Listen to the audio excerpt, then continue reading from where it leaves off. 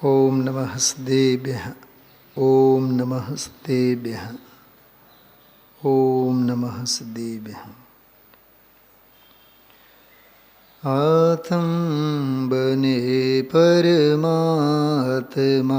હો, શાંતિ સારે દેશ में है देशना सर्वोदय महावीर के संदेश में, महावीर के संदेश में. પરમાત્મ પ્રકાશ 119 બે દોહરાઓ, બે કાવ્યો ઉપર અધ્યાત્મ સિદ્ધાંત અને ન્યાય અને સોને પે સુહાગા વૈરાગ્યમય બધા ઉદ્ગારો મીઠા ઠપકા પણ વચ્ચે આવે. કરોડપતિઓને ભિખારા કહીને ધન વૈભવ વિલાસિતા એનાથી વૈરાગ્ય અપાવનારા ઉદ્ગારો, શત્રુંજય અને સમ્મેશ શિખરજી જેવા પાવન સિદ્ધ ક્ષેત્રોની વંદના માત્રથી ભવનો અભાવ થઈ શકે એવા મિથ્યાશલ્યને સેવનારા કે દયાદાન વ્રત વગેરે બાહ્ય ક્રિયાઓ માત્ર કરીને ક્રિયાકાંડમાં અધ્યાત્મની આત્મહિતની ઇતિશ્રી માનનારા બધા મિથ્યાશલ્યવાળા જીવોને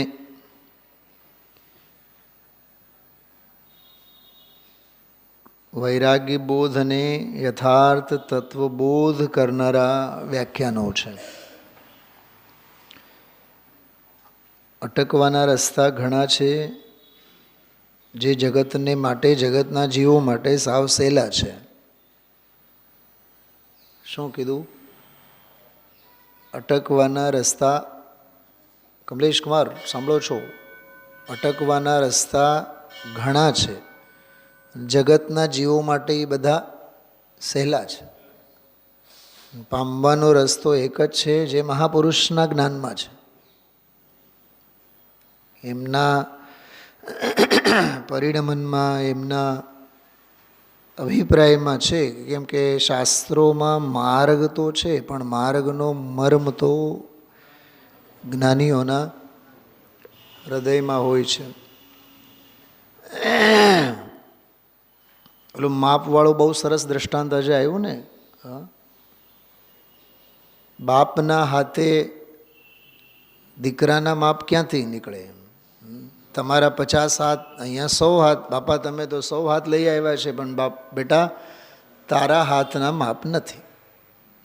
વિકાસભાઈ, એનો સિદ્ધાંત સમજવા જેવો હતો. તું તારા કુતર્કો નહીં હાલે, એ સિદ્ધાંત હતો એનો.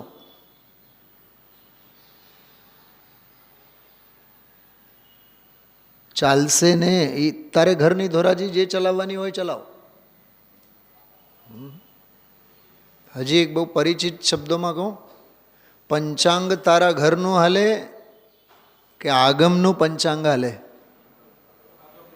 પંચ પરમેષ્ઠીઓનો પંચાંગ હાલે કે તારી પંચાતનો પંચાંગ હાલે? વિચારો. આટલું તો ચાલે ને. હમણાં રાત્રિના સ્વાધ્યાયમાં, એટલે આપણો સ્વાધ્યાય તો જે છે એ તો છે જ, ધન્ય મુનિ દશા ગઈકાલે આપણે લીધો. આજે હજી બીજો એપિસોડ લેવાનો છે. સાંજે 6, 6:15 થી 7:15, 7:30, 1.5 કલાક 25-30 જણા હોય છે. બધા વિદ્વાનો હોય. લઘુતત્વ સ્ફોટ અને ભગવતી આરાધના, ભાવપાહુડમાં મુનિરાજની આહારદાનની વિધિ વિધાન અંગે બહુ સરસ પ્રકરણ ચાલે છે. એમાં પરમ દિવસે એક બહુ સરસ ચર્ચા ચાલી કે મુનિરાજ તો ઉદ્દિષ્ટ આહારના ત્યાગી હોય છે, તો એના 4 જુદા જુદા પ્રકારો કીધા. મુનિરાજને જો ખબરે પડી જાય કે એના માટે બનાવેલો છે એ ઉદ્દિષ્ટ આહાર, એવી રીતે 4 બધા. તો એમાં એક બહુ જોરદાર પ્રકરણ આવ્યો કે શ્રાવકના એંગલથી શુદ્ધ આહાર કેવો હોય, સમજાય છે? મુનિરાજ તરફથી તો ઇન્વોલ્વમેન્ટ એમાં જરીએ ન હોય, જો હોય તો પછી ઉદ્દિષ્ટ આહાર છે. એનામાં જે આરંભ, જે ઉદ્યોગ, જે હિંસા, જે દોષ, જે પાપ થયા છે એનો ઘડો મુનિરાજની માથે ફૂટવાનો જ. અને મોદના તો દોષ તો લાગશે જ ને. તો એ અનુદ્દિષ્ટ આહાર જ હોવો જોઈએ. તો અનુદ્દિષ્ટની મર્યાદામાં એક બહુ માર્મિક વાત આવી કે શ્રાવકના એંગલથી વિચારો કે અનુદ્દિષ્ટ આહાર મુનિરાજને થાય તો થાય કેવી રીતે? તો વાત આવી કે શ્રાવકના વ્રતો કયા છે એ પહેલાં જુઓ ને, ફ્લેશબેકમાં જઈને. તો કેટલા વ્રતો હોય શ્રાવકના? બોલો, તમને પૂછું છું બધાને હું. બોલો. અરે 8 ક્યાંથી હોય? બોલા તો મૂળગુણની વાત કરો છો તમે. હા, એ તો છદ્મસ્ત અવસ્થામાં પાત્રતાની ભૂમિકામાં જ મધ્યમાંસ મધુ 5 ઉદુંબરનો ત્યાગ વગેરે હોય. પંચમ ગુણસ્થાન વર્તીના વ્રત કેટલા એમ પૂછું છું? 12. 5 અણુવ્રત, 3 ગુણવ્રત અને 4 શિક્ષા વ્રત. તો 5 અણુવ્રત તો સમજો એની ભૂમિકાની વાત છે, 3 શિક્ષા વ્રત પણ, 3 ગુણવ્રત પણ એની વિશુદ્ધિની વાત છે શ્રાવકને.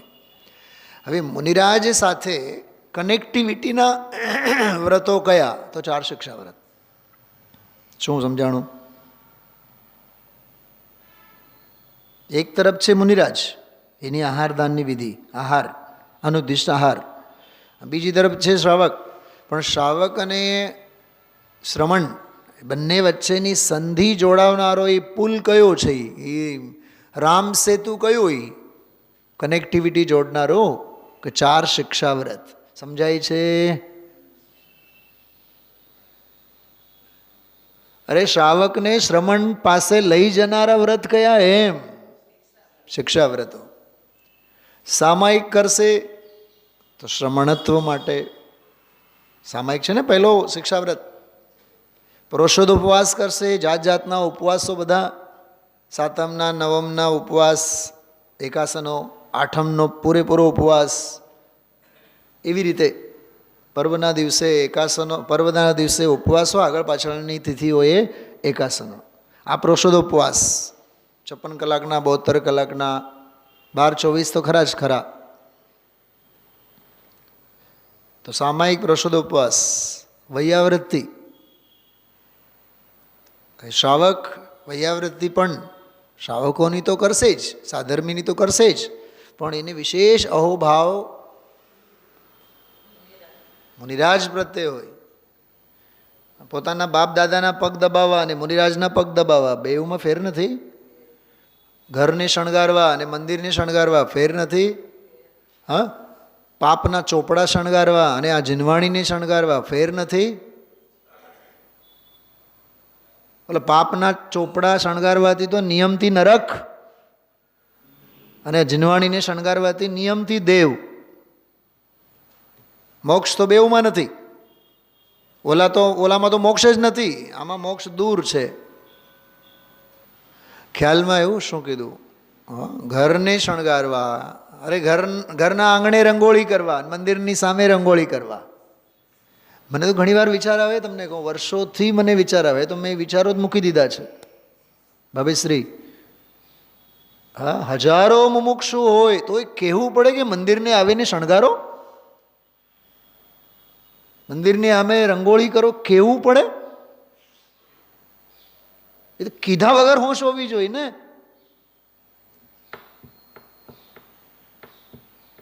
કેમ મોહનું કેમ સૂજે? મમત્વનું કેમ સૂજે, પ્રશસ્ત રાગનું કેમ નહીં સૂજે, એમ કહું છું. હા, ઘરમાં કબાટમાં આડાવાળા કપડાં મૂકેલા હોય, શાસ્ત્રો આડાવાળા મૂકેલા હોય, કેવું એને રોજ સજાવીએ, સમારીએ વ્યવસ્થિત. હા, બોલો કમલેશભાઈ. પેન્ટની જગ્યાએ પેન્ટ, શર્ટની જગ્યાએ શર્ટ, શું ઓવરકોટ પહેરીએ, ઓવરકોટની જગ્યાએ આમાં ડાંબરની ગોળી બોળી નાખીને હેંગર બેંગરને ટીંગાડીને કંઈ આડાવાળા તો નથી ને. કેટલો ઉછેર એનો!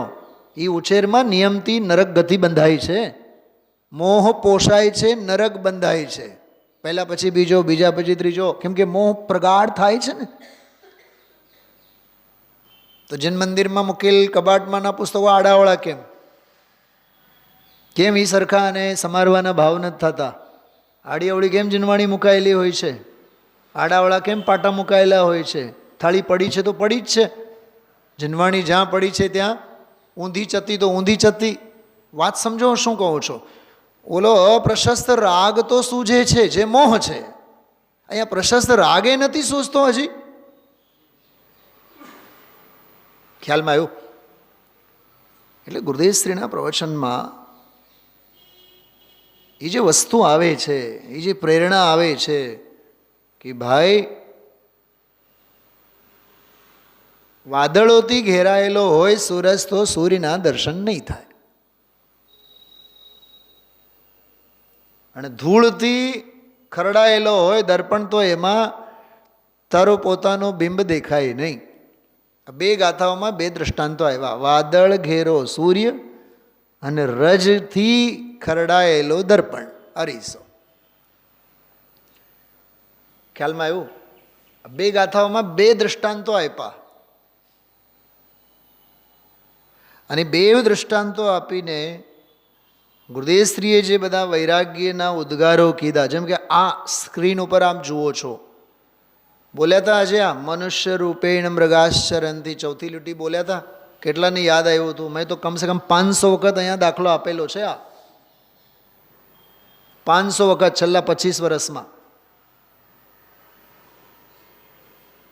ઘણીવાર મેં કાઢીને આપ્યું છે. જે કાળે આ ઓનલાઈન સ્વાધ્યાય આપણા નહોતા થતા, કોરોના કાળ પહેલાં, કોરોના કાળ પછી પણ મેં લગભગ કમસે કમ 10 વખત તો બતાવ્યું છે. હા, વાંચ્યું છે જિંદગીમાં કોઈ દી વિકાસભાઈ, કોઈ દી આ વાત સાંભળેલી છે? આ શ્લોક છે કવિ ભર્તૃહરિનો. જે ભર્તૃહરિ આચાર્ય શુભચંદ્રાચાર્યના ભાઈ જ્ઞાનાર્ણવ, જેમણે ગ્રંથ લખ્યું, એમના સગ્ગા ભાઈ બાવો થયેલો ભર્તૃહરિ, જે અમર ફળ લઈ આવ્યો, પોતાની બાયડીની પિંગલાને અપાયો, પિંગલાએ પછી બીજા ઘોડે સવારી કરનાર અને ઘોડશાલાનો જે સ્વામી એને આપ્યો. એ એના પ્રેમમાં હતી, અને એ વળી પાછો વેશ્યાને આપ્યો, અને વેશ્યા વળી પાછા રાજામાં આસક્ત હતી, રાજા પાસે વળી પાછો ફરતો ફરતો એ ફળ આવ્યો. એમાંથી ભાઈ સાહેબને થયો વૈરાગ. યામ ચિંતયામિ સતતમ મયી સા વિરક્તા સાપ્યન્ય મિચ્છતિ જન સજનોપી અન્યામ. હા, દિક્તામ ચ તમ ચ ઈદનમ ચ મમામ ચ મામ ચ. એ શ્લોક બોલે છે ભર્તૃહરિ. અરે રે, યશ્વપાલકને ધિક્કાર હો, એ રાણી સાહેબાને ધિક્કાર હો, એ વેશ્યાને ધિક્કાર હો, અને મને ધિક્કાર હો, મારી કામ વાસનાને ધિક્કાર હો. દિક્તામ ચ, એ રાણી સાહેબાને ધિક્કાર હો, કે જેના માટે અમર થવાની પ્રાર્થના હું કરું, અને એ તો વળી અશ્વપાલકના પ્રેમમાં છે. ને અશ્વપાલકને ધિક્કારો, જે વેશ્યાના પ્રેમમાં આસક્ત છે, ને વેશ્યાને ધિક્કારો, જે રાજામાં મારામાં આસક્ત છે, ને મને ધિક્કારો, જે હું કામાસક્ત છું. ભર્તૃહરિ એમના 3 શતક લખેલા છે, 3 સેન્ચુરી. નિધિ શતક, શૃંગાર શતક, વૈરાગ્ય શતક. વૈરાગ્ય શતકમાં તો એવું જ લાગે જાણે કે કોઈ આપણે ચરણાન યોગના શ્લોકો હોય. હવે જોરદાર છે બધા. વૈરાગ્ય વૈરાગ્ય વૈરાગ્ય. એમાં નીતિ શતકમાં આ શ્લોક આવે છે. નીતિઓ સંબંધી 100થી વધારે શ્લોકો છે એમાં. ઈશામ ન વિદ્યા ન તપો ન દાનમ જ્ઞાનમ ન શીલમ ન ગુણો ન ધર્મ તે મર્ત્યલોકે ભુવિ ભારભૂતા મનુષ્યરૂપેણ મૃગાશ્ચરંતી. આ ચોથી લીટી ગુરુદેવશ્રીએ બોલતા હોય છે. 4 ચોપડી ભણેલા 6 ચોપડી ભણેલા મહાપુરુષ સંસ્કૃતના શ્લોક બોલે છે.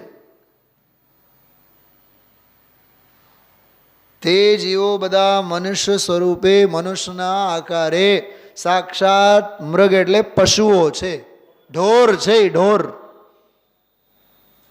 કોણ? એશામ ન વિદ્યા, જેની પાસે વિદ્યા નથી, અભ્યાસ નથી, વાંચન નથી, વિચાર નથી, સ્વાધ્યાય નથી. એમ એશામ ન વિદ્યા ન તપો, જીવનમાં સંયમ નથી. તપ એટલે કંઈક સંયમી જીવન નથી જેના જીવનમાં. ન દાનમ, ત્યાગની ભાવના નથી. આ બધા શબ્દોના પાછળના ભાવો સમજવા. 1 2 કલાક સ્વાધ્યાય કરવો એ તપ છે. તત્વનું ચિંતન મનન કરવો એ તપ છે. વિકાસભાઈ, તપ એટલે કે નાગા થઈને જંગલમાં જઈને બેઠા એનું નામ તપ નથી. બેસીને સ્વરૂપનું ચિંતન એ તપ છે.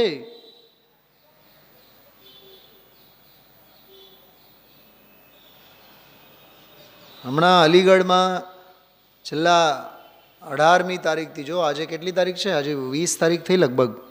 હા, તો 18 તારીખથી 16 કે 18થી લગભગ 16મી તારીખથી બપોરે 1:30 થી 3 સવા 3 સુધી લગભગ સમજો ને 2 કલાક ધવલાજીના 16 ભાગો ઉપર એક મહાસંગોષ્ઠીનું આયોજન ચાલે છે. રોજ એમાં 5 6 7 8 વક્તાઓ બોલે જુદા જુદા વિષય પર, પણ બધો જ વિષય ધવલાજીમાં કેવી રીતે આવ્યો છે એને આધારે. એટલે 30 વક્તવ્ય સાંભળો એટલે 14 ધવલાજીના ભાગનો સ્વાધ્યાય થઈ જાય.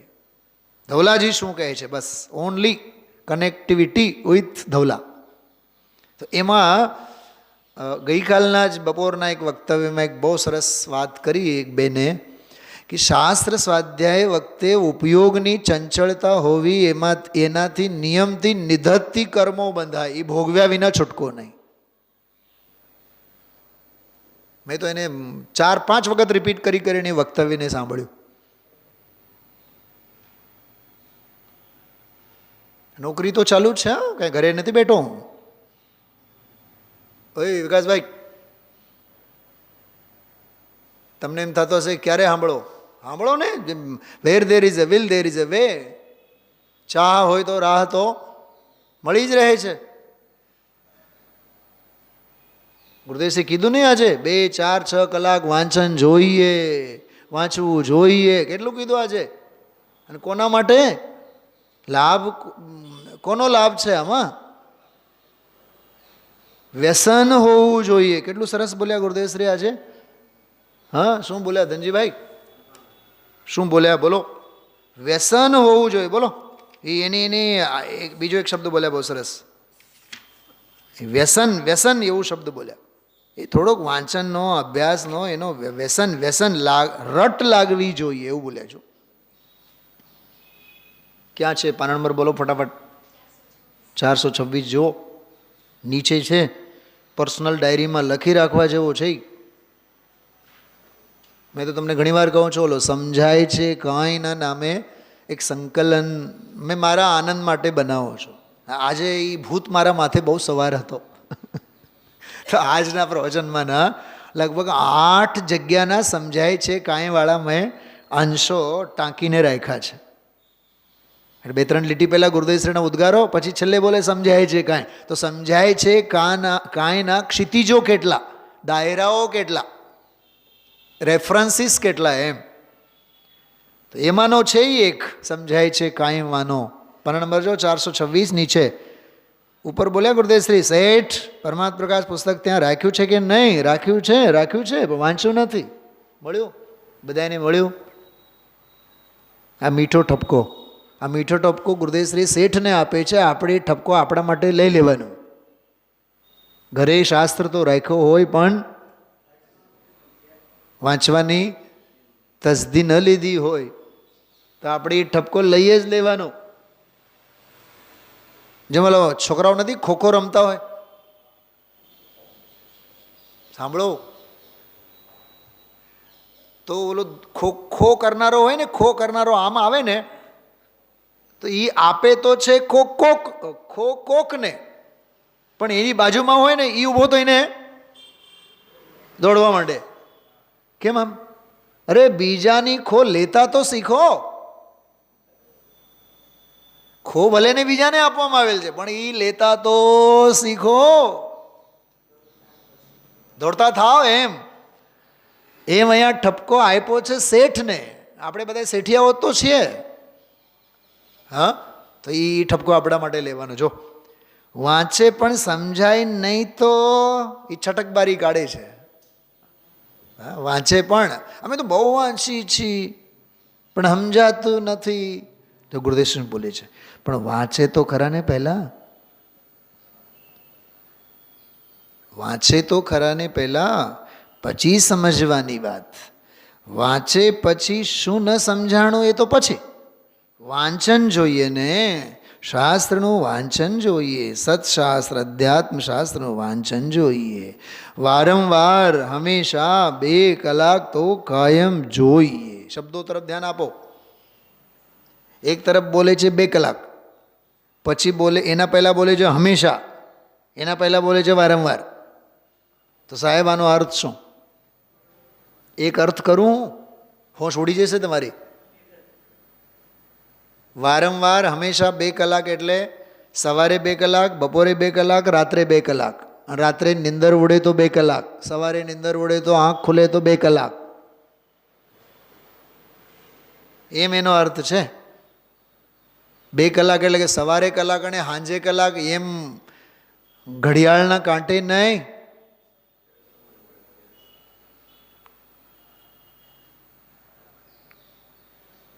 બહુ પહેલાં એક વિદ્વત ગોષ્ઠીમાં મેં એક વાત સાંભળી કે રાત્રે બ્રહ્મચારી ચંદુભાઈ આ લોકો ગુરુદેવશ્રીની સેવામાં હોય તો એ 2-2:30 વાગે જઈને જુએ કે ગુરુદેવશ્રી વિશ્રામમાં છે કે નહીં. તો ડોકીઓ કાઢીને અંદર જુએ ને તો ગુરુદેવશ્રી હાથમાં સમયસા લઈને વાંચવા માટે બેઠા હોય. સવારે 4 વાગે તો બેઠા હોય, રાત્રે 12 વાગે તો બેઠા હોય. એનું નામ છે હંમેશા, નિરંતર 2 કલાક. ગણતરી નહીં કરવાની એમાં. પોતાના માટે ગણતરી ક્યાંથી હોય? બંડે કે અમે પૈસા નાખવા હોય તો 100 રૂપિયા નાખીએ. એક શર્ટ ખરીદવા હોય તો 1000-2000 તો એમને એમ સમજાય છે. પોતાના માટે ગણતરી ક્યાં કરવાની હોય? જો કેટલું સરસ બોલે છે ગુરુદેવશ્રી કે વારંવાર હંમેશા 2 કલાક તો કાયમ જોઈએ. જેમ ખોરાક વિના ચાલે નહીં એમ તત્વના અભ્યાસ વિના. થોડુંક આમાં માર્મિક વાત છે. ઓલું વાંચન જુદી વસ્તુ છે અને આ તત્વના અભ્યાસ વિના જુદી વસ્તુ છે. વાંચન એટલે કે ચોપડા વાંચા રાખીએ એ નહીં, તત્વનો અભ્યાસ. ભલે ને પાનું એક વંચાય પણ એમાંનો તત્વનો અભ્યાસ. કંઈક સમજાય છે? બે વચ્ચે ભેદ રેખા. પાના વાંચી નાખવાની વાત નથી કરતા ગુરુદેવશ્રી. તું એક જ લીટી વાંચ પણ એમાંનો તત્વનો અભ્યાસ કર. હાર્ડ વર્કની વાત નહીં, સોફ્ટ વર્કની વાત છે. તો વારંવાર તત્વના અભ્યાસ વિના ચાલે નહીં એમ હોવું જોઈએ. એની રટ લાગવી જોઈએ. બોલો, વ્યસન હોવું જોઈએ. આમાં બોલ્યા સમજાય છે કાંઈ.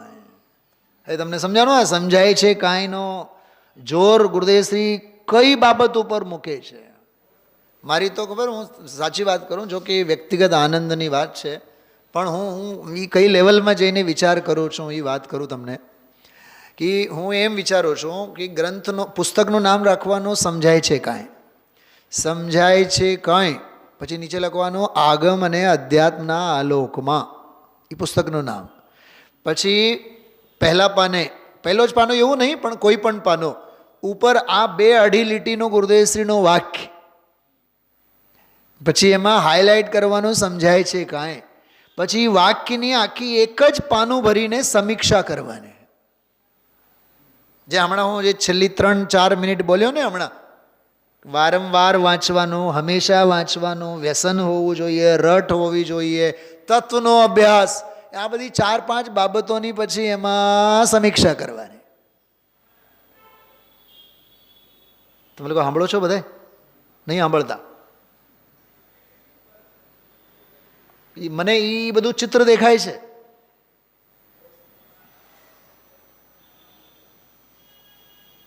વિકાસકુમાર છે ને? ગુરુદેવ ગુરુદેવ છે કે નહીં બતાવો? હા. તો એ આ શ્લોક ગુરુદેવશ્રી વારંવાર યાદ કરે છે. એશામ ન વિદ્યા, જેના જીવનમાં વિદ્યા નથી, વાંચન અભ્યાસ નથી. વિદ્યા એટલે શાસ્ત્ર જ્ઞાન થાય. શાસ્ત્ર જ્ઞાનને વિદ્યા, પુસ્તકો વાંચીને જે મેળવાય તે વિદ્યા, આત્માને સમજીને જે કેળવાય તે જ્ઞાન. બેવમાં ફેર છે. બુદ્ધિ જુદી, વિદ્યા જુદી, જ્ઞાન જુદું. શાસ્ત્ર જ્ઞાનને વિદ્યા કહેવાય, આત્મજ્ઞાનને બુદ્ધિ કહેવાય. પુસ્તકીય જ્ઞાનનો ઉમેરો એ વિદ્યા છે, અને અધ્યાત્મને વૈરાગ્ય સમજણનો ઉમેરો જેમાં હોય એને બુદ્ધિ કહેવાય છે. માણસોમાં જ્ઞાન ઘણું હોય, માણસોમાં વિદ્યા ઘણી હોય, પણ બુદ્ધિના બારદાન હોય. ભક્તામર સ્તોત્ર છે ને, ભક્તામર સ્તોત્ર, એમાં એક શબ્દ બુદ્ધ્યા વિનાપી વિબુધાર્ચિત બોપાદ પીઠ. બુદ્ધિ વિનાનો એવું લખ્યું છે એમાં માનતુંગાચાર્ય. બુદ્ધ્યા વિનાપી, મારામાં બુદ્ધિ છે નહીં તોય હું આપની પૂજા કરવા માટે આવ્યો છું. વિગત ત્રપોહમ, ત્રપ એટલે શરમ, લજ્જા, લાજ. મારામાં લાજ જ નથી, મારામાં શરમ જ નથી, એવો હું બેશરમ, એવો નિર્લજ્જ, છતાં હું તમારી સ્તુતિ કરું છું. ભક્તામર સ્તોત્ર. બુદ્ધ્યા વિનાપી વિબુધાર્ચિત પાદ પીઠ. પરમાત્મ પ્રકાશ પછી વાંચે, પહેલા ભક્તામર સ્તોત્ર તો સમજીએ. સ્તુતિ કોને કહેવાય? માનતુંગ આચાર્ય કોને કહેવાય? યોગિંદુ દેવ કોને કહેવાય? બ્રહ્મદેવદત્ત સુરી કોને કહેવાય? કાનજી સ્વામી કોને કહેવાય? ગુરુદેવ કોને કહેવાય? આ બધા મહાપુરુષોના હાર્દને બહુ આસ્થાથી આપણે વાગોળવું જોઈએ, વિચારવું જોઈએ. સાંભળ્યા અને ઘર ભેગા થયા, વાંચ્યો અને ઘર ભેગા થયા. ખ્યાલમાં એવું કેવું અંતરાય આપણે. ઓમ નમઃ સિદ્ધિબે. તો સમજાણું આ શું કીધું? શાસ્ત્ર જ્ઞાનને વિકાસભાઈ વિદ્યા કહેવાય છે, અને આત્મજ્ઞાન અને તત્વજ્ઞાનની કેળવણી જેમાં હોય એને બુદ્ધિ કહેવાય છે. થોડુંક આ ધ્યાન રાખજો, બહુ માર્મિક વાત છે. જેમાં હે અને ઉપાદેયની સમજણ હોય એને બુદ્ધિ કહેવાય. રોટલી બનાવવાની હોય તો ડબ્બામાં જે સૂકો મૂકેલો છે એને તમે લોટ કહેશો કે ત્રાસમાં જે કેળવાયેલો છે એને લોટ કહેશો? બોલો. જો કે ઓલા ડબ્બામાં છે એ તો લોટ છે જ, પણ રોટલી માટે કામનું કયું? ડબ્બામાંનો કે ત્રાસમાંનો? જો કે લોટ તો એ છે ને ઓલોય લોટ છે.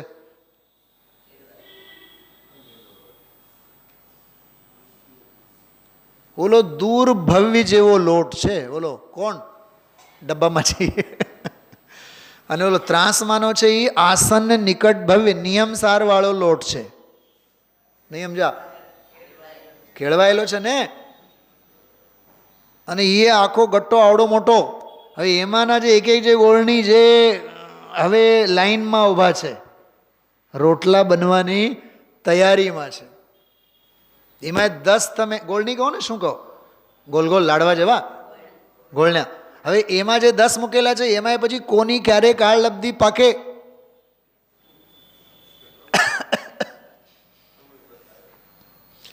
ગુણીમાંના ઘઉંનો તો વારો જ નથી, એ તો 6 મહિના પછી આવશે.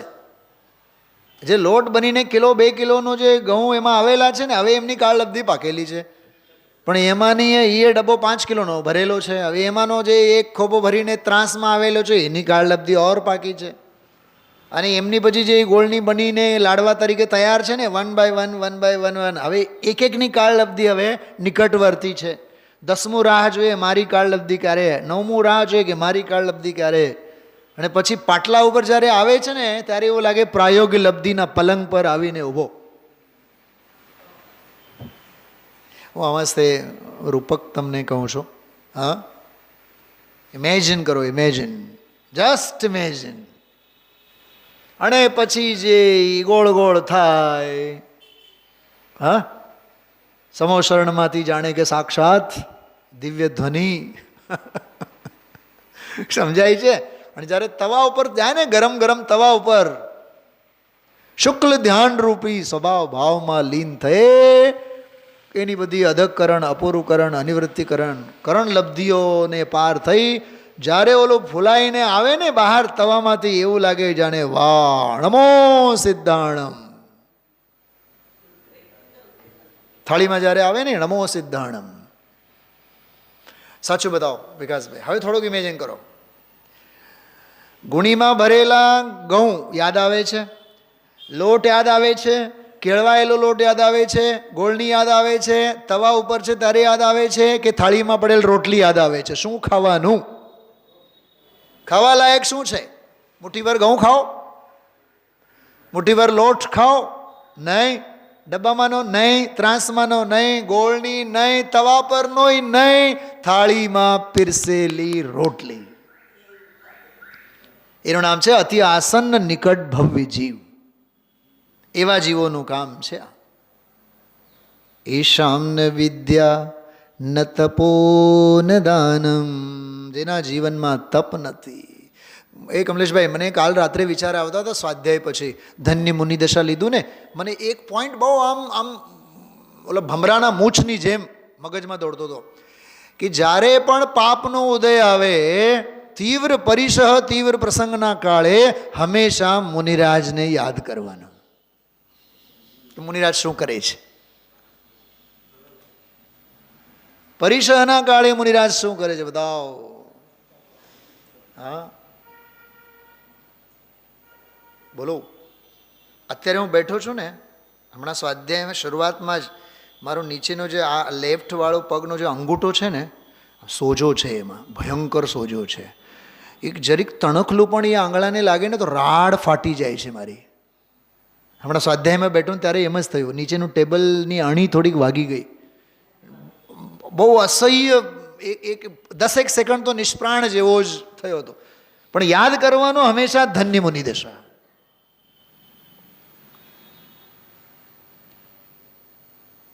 જીવનમાં બીજું કાંઈ શીખવા જેવું નથી વિકાસભાઈ. હા, એ બુદ્ધિ આજ તો આમાં કેળવવા જેવી છે. પ્રતિકૂળતા આવી પડે, પરિસહ ઉપસર્ગના કાળમાં હંમેશા મુનિ ભગવંતોને યાદ કરો.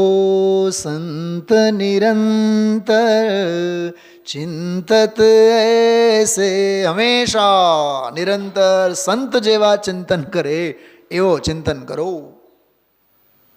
આમાં ગુરુદેવશ્રી કહે છે આ શ્લોકનો દાખલો આપીને, એશામ ન વિદ્યા ન તપો ન દાનમ જ્ઞાનમ ન શીલમ. જેને જ્ઞાન નથી, જેને શીલ નથી, એ જ્ઞાનમાંથી મેં બુદ્ધિની વાત કરી તમને. બુદ્ધિ તો નથી, અહીંયા કહે છે જ્ઞાને નથી. એનો અર્થ શું? શાસ્ત્રની સમજણ તો નથી, પણ શાસ્ત્રનું જ્ઞાને નથી. આવ્યું ને, ખ્યાલ આવ્યું? પકડાય છે ભાઈ? ધનજીભાઈ સમજાય છે?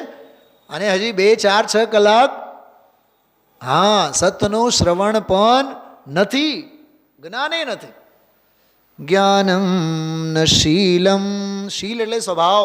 આવતીકાલની ગાથા આવશે જોરદાર, ધડાકાભેર વાત આવશે. હા, તમારી પાસે છે ને પુસ્તક, ગ્રંથ છે, 121ની ગાથા છે, કાલે આવશે. એવી સરસ વાત આવી એમાં એવી વાત આવી, યસ્ય હરિણાક્ષી હૃદયે તસ્ય નૈવ બ્રહ્મ વિચારે. જેના ચિત્તમાં હરિણાક્ષી, હિરણની આંખ જેવી સ્ત્રીની કામના પડેલી હોય છે, એના જીવનમાં બ્રહ્મ સ્વરૂપી ભગવાન આત્મા ન હોય. અને જે આપણે સાંભળીએ છીએ ને એક મ્યાનમાં, એ આમાં છે, ઓરિજિનલમાં છે, ઓરિજિનલ ગાથામાં છે. તમે જો 438 પાનું.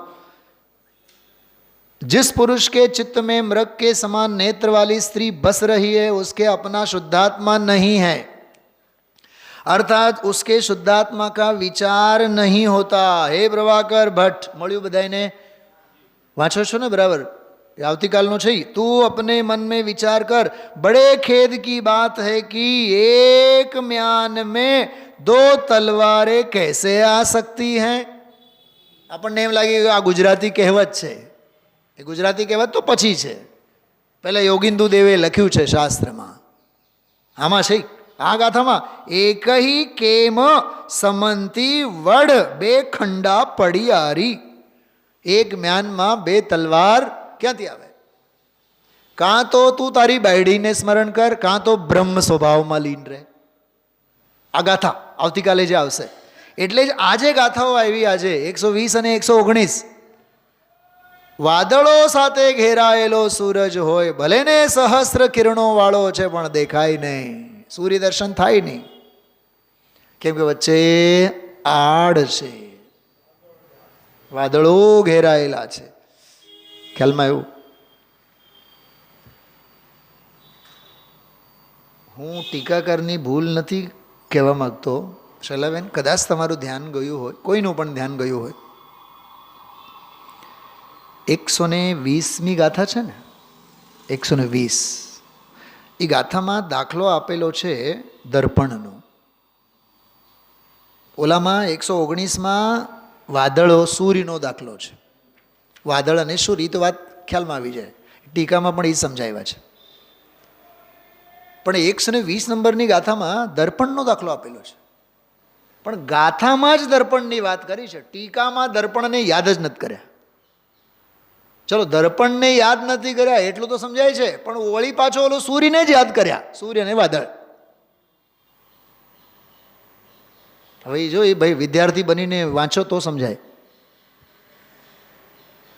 પણ મેં 2-3 વખત જોયું એમાં, ઓમાં અને આમાં ફેર શું તો ખબર? એમાં શું લખ્યું છે કે ઓલામાં એવું લખ્યું છે 119માં, એક મિનિટ, હા 19માં એવું લખ્યું છે,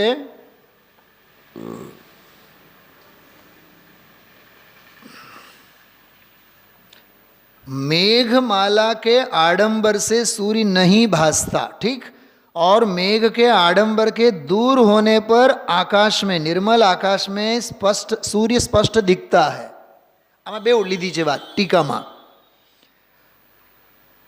જોકે મૂળ ગાથામાં પણ છે. વાદળોથી ઘેરાયેલો હોય તો ન દેખાય નહીં. મૂળ ગાથામાં એટલું જ લીધું છે કે ઘન રહિતે, એટલે વાદળો વિનાનો હોય તો આકાશમાં સૂર્ય દેખાય. સાંભળો સાંભળો સાંભળો, શું સમજાણું? વાદળ વિનાનો હશે તો સૂર્ય દેખાય, એટલી જ વાત લીધી છે. શેમાં? 119માં. પણ 120માં સમજાવ્યું છે જો વાદળોથી ઘેરાયેલો હોય તો સૂર્ય નહીં દેખાય. શું સમજાણું? ટીકામાં. જો કે ગાથામાં દર્પણનો દાખલો આપેલો છે. એકમાં અસ્થિ વાળો બોલ છે, બીજામાં નાસ્તિ વાળો બોલ છે. આ બેવ ગાથામાં અસ્થિ નાસ્તિ અનેકાંત છે. કમલેશ કુમાર ધ્યાન જાય છે? શું મૂળ ગાથા, શું ટીકા, શું દૌલતરામજીની વચનિકા, શું ગુરુદેવશ્રીનું પ્રવચન, અને ક્યાં વળી પાછો આપણી બુદ્ધિ. બોલો, દિલ્હી દૂર છે કે નહીં? સમજવું હોય તો હા, આપણને એમ લાગે હાય હાય બહુ સરસ પ્રવચન, પર સરસ નહીં, તું પલોટી વાળીને 2 કલાક બેસ અને વિચાર કર શું કીધું. બોલો વિકાસભાઈ, આ પ્રશ્ન મગજમાં આવવા જોઈએ. બેઉમાં વાદળો અને સૂર્યનો જ ટીકામાં સમજાવ્યા, પણ ઓલામાં સમજાવ્યા વાદળો વિનાનો સૂર્ય દેખાય, અને આમાં સમજાવ્યા વાદળો વાળો સૂર્ય નહીં દેખાય. ભલે ને ગાથામાં દર્પણનો દાખલો આપેલો છે, અરીસાનો દાખલો આપેલો છે. તે મર્ત્ય લોકે ભુવિ ભારભૂતા, એ કોણ છે એ ખબર? જેને વિદ્યા નથી, તપ નથી, દાન નથી, જ્ઞાન નથી, શીલ નથી, અને ધર્મ નથી, અને ગુણ નથી. તે મર્ત્ય લોકે ભુવિ ભારભૂતા, તે મૃત્યુલોકમાં, મૃત્યુલોક એટલે મનુષ્ય ભાવમાં, આ માનવ અવતારમાં, ભુવિ જમીન પરના, પૃથ્વી પરના, ભારભૂતા, હા એ ભારવાળા છે. મનુષ્ય રૂપેણ મૃગાશ્ચરંતી, મનુષ્યના સ્વરૂપે મૃગલાઓ છે, પશુઓ છે, ઢોરના અવતાર છે. થોડું કહ્યું, ઘણું કરીને સમજવું. ગુરુદેવસિંહ તો આમ 5 સેકન્ડમાં તો બોલીને ગયા, મનુષ્ય રૂપેણ મૃગાશ્ચરંત. કાઢો, તળિયા તપાસો. પંડિતજી તો તમારું કામ ને, પણ એક વખત કહેવાય ગયો હોય સભામાં તો યાદ રહેવું જોઈએ ને. હા, એટલે જ મેં ઓલી ધવલાની વાત કરી. શાસ્ત્ર સ્વાધ્યાયના કાળે ઉપયોગનું ચંચળ હોવું એ નિધત્ય અને નિકાચિત કર્મને બોલાવે છે. નિધત્ય એટલે તારે ભોગવ્યા વિના છૂટકો નથી. 22 વર્ષનો વિરહ ભોગવવો જ પડશે સત્યાંજનાને. નિધત્તી ધરાઈ ગઈ, ધરાઈ જ ગયા. ગુરુદેવશ્રી એને માટે દાખલો આપે, લાડવામાં ઘી નકાણો એટલે નકાણો, હવે ઘી સાથે જ લાડવો ખાવો પડે, ખાવો જ પડે. એમાંથી ઘી કાઢો અને પછી લાડુ ખાઓ. મારા માટે તમે ખાંડ વિનાની ચા મૂકો નહીં, ખાંડ મુકાઈ ગઈ છે, ચા તૈયાર, આ ટ્રેમાં લઈ આવ્યા છે, હવે ચા તમારી એમને જ કાં તો ફેંકો. બંધાયેલી નરક ગતિને ફેંકી તો ન શકો, ત્યાં તો એ સિસ્ટમ જ નથી. બંધાયેલ છે તો નહીં. અમે તો 30 વર્ષથી ભગવાન મહાવીર સ્વામીને સાંભળેલા નહીં, જવું જ પડશે તારે. ક્યાં, કોની વાત કરું છું? આ બોલો કાકા, કોની વાત કરું છું? અરે 30 વર્ષથી સાંભળ્યા ને ભગવાન મહાવીરને શ્રેણિક, તોય આયુ બંધાણી હતી ને નરકની, જવું જ પડશે. લાડવામાં જે તેલ પુરાણો ખાવો જ પડશે તારે. એને કહેવાય નિધત્તી. શાસ્ત્ર સ્વાધ્યાય વખતે ઉપયોગને ચંચળ કરવો, ચલ વિચલ કરવો. એટલે યાદ રાખજો, ગુરુદેવશ્રીના પ્રવચનમાં અહીંયા કોઈ પણ વક્તાના સ્વાધ્યાયમાં ઉપયોગ બહુ એકાગ્ર કરીને સાંભળવો. જરાય ઉપયોગને ચલ વિચલ નહીં થવા દેવું. નહીં તો પછી આ છે મનુષ્ય રૂપેણ મૃગાશ્ચરંતી. શું કહેવું, કેટલું કહેવું? હા, જોકે રાત્રે પછી ધન્ય મુનિ દશાના સંદર્ભમાં લેશું આપણે વિશેષ. જો થોડુંક જુઓ તમે 423. આજ સચ્ચિદાનંદ શબ્દના અર્થ 3-4 વખત કર્યા ગુરુદેવશ્રીએ. સત એટલે શાશ્વત, ચિત એટલે જ્ઞાન, આનંદ, 3-4 વખત એનો અર્થ કર્યા. 423માં પાને જ છે નીચે. હા, આગળ જુઓ 424માં પાને. એ બધું સૂર્યનો દ્રષ્ટાંત એ બધું સમજાવ્યા. થોડીક મર્મની વાત આવી જો એમાં. અંતરમાં જોવે તો એને સૂર્ય જેમ પ્રકાશમાન એમ દેખાય. આવ્યું એમાં મુમુક્ષુ સાથે પ્રશ્નોત્તરી છે. તો અંતરમાં દેખે એટલે શું? મળ્યું હશે બધાને. અંતરમાં દેખે એટલે શું? એનો ભાવ ભાષણ ગુરુદેવશ્રી બહુ સરસ કરાવ્યા છે. અંતરમાં અંતર્મુખ દેખે. અરે વળી પાછું આ જુદું આવ્યું. સાંભળો, મંદિરમાં જવાની છૂટ, ગર્ભ મંદિરમાં જવાની લાયકાત જુદી. નાહી ધોઈને આવો તો તમે મંદિરમાં આવશો, આવી શકશો, પણ ધોતી દુપટ્ટા વિના તો ગર્ભ મંદિરમાં નહીં જઈ શકો. મર્યાદા છે કે નહીં જુદી એની? એક અંતર્મુખ અને અંતર્મુખમાં વળી પાછું અંતર્મુખ. અંતરમાં અંતર્મુખ દેખે એમ અંતર્મુખ. રાગનો પ્રેમ છોડી, બહિર્દ્રષ્ટિનો પ્રેમ છોડી અંતર વસ્તુ છે ત્યાં જોવે તો આત્મા દેખાય. એનું નામ અંતર્મુખ. એ અંતર્મુખનો અર્થ છે અંતરાત્મા.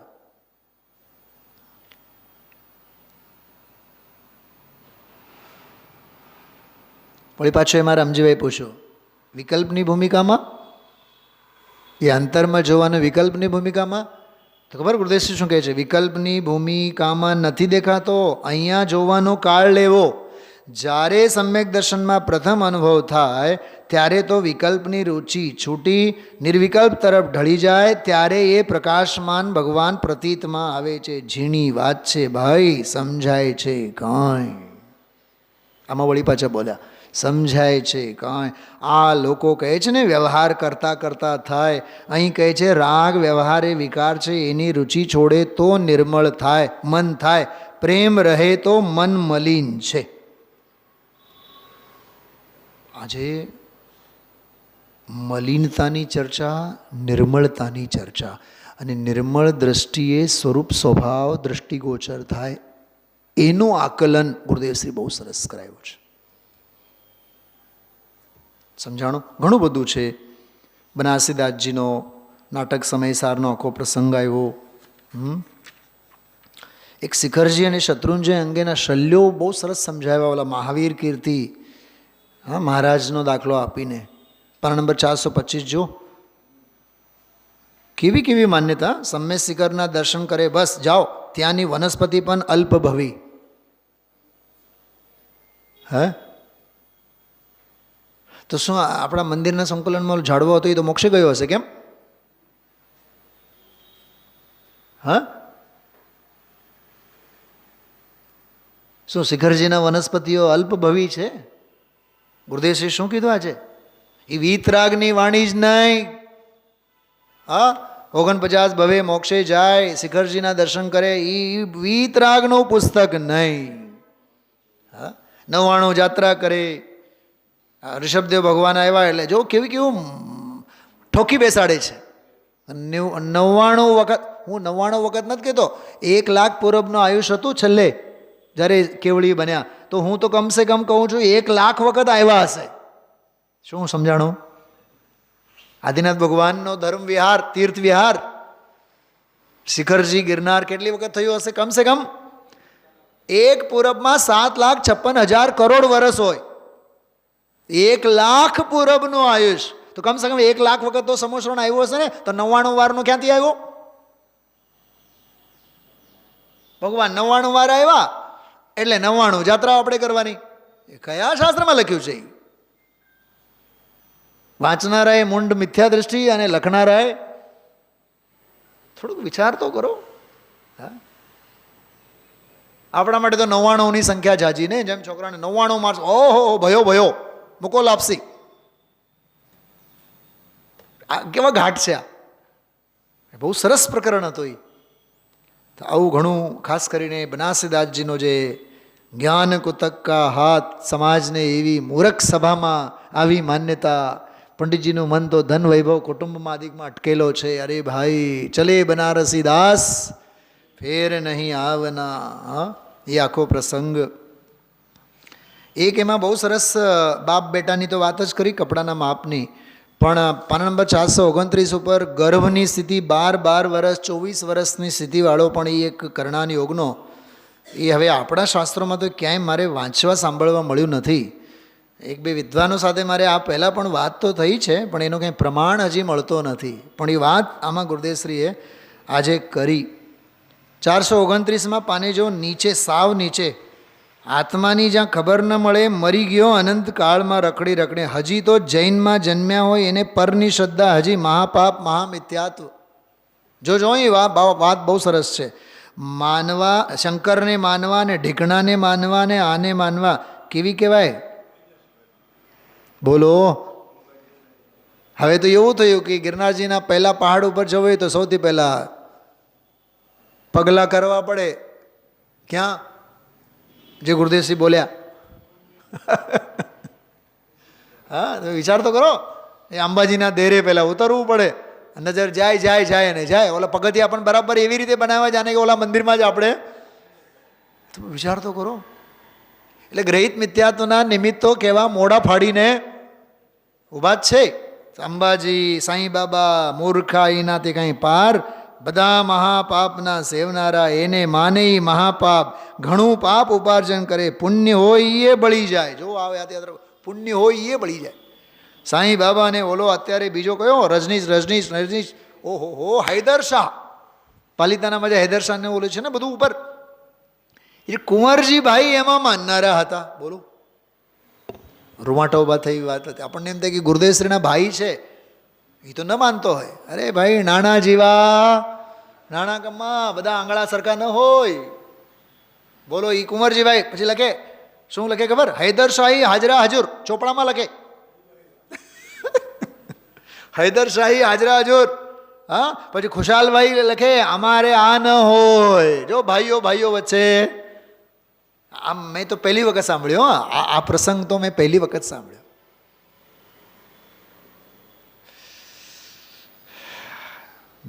બહુ ગજબ છે બધું આમ.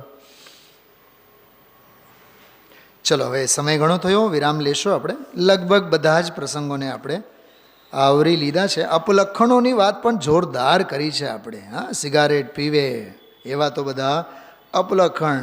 ગુણોની અનંતતાવાળો પ્રકરણ 432 ઉપર, આકાશના પ્રદેશો, પૂતગલ દ્રવ્યોની સંખ્યા, ઓહો હો, એ જે વાત આખી આવી છે ગુણોની અનંતતા, બહુ અદ્ભુત અદ્ભુત. બસ ગુરુદેવશ્રીના પ્રવચન અંગે એટલું જ કહી શકીએ, અદ્ભુત અદ્ભુત અદ્ભુત. ઓમ નમઃ સિદ્ધેભ્યઃ.